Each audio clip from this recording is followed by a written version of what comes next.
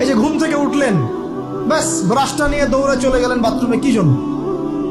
ঘুম থেকে উঠলেন, আগে চোখটা একটু ঘষতে হবে, মুখে হাত দিতে হবে, তারপরে আপনি দোয়া পড়বেন।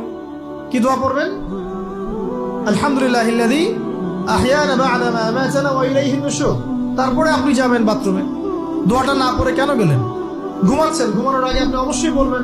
ঘুমানোর আগে একদম একটা গান শুনে, একটা গার্লফ্রেন্ডের সাথে 10টা মিনিট কথা বলে, হ্যাঁ জান রাখি, ব্যাস, তারপরে ঘুমিয়ে গেলেন। ঘুমটা আপনার জন্য ইবাদত হলো না? হারামে লিপ্ত হতেন না?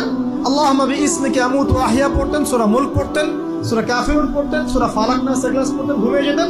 পুরো ঘুমটাই ইবাদত, পুরো ঘুমটাই নাকি ঘুমিয়ে আছেন নাকি পাচ্ছেন? আপনি ইচ্ছাকৃতভাবে আপনার আমলটা নষ্ট করলেন। ইস্তেঞ্জা করতে গেছেন, ইস্তেঞ্জা করতে গিয়ে গান শুরু করে দিল বাথরুমে। বাথরুম সিঙ্গার আছে না কিছু? বাথরুমে গান গাওয়ার জায়গা নাকি? তো ওখানে গান শুরু করলো। বাথরুমে গান গাবেন কেন? আপনি ঢোকার সময় বলবেন কি? বিসমিল্লাহ আল্লাহুম্মা ইন্নী আউযু বিকা মিনাল খুবসি ওয়াল খাবাইস। এরপর ইস্তেঞ্জা করবেন, তারপরে আপনি গুফরানাকা বলে বের হয়ে আসবেন। পুরো ইস্তেঞ্জার সময়টুকু নাকি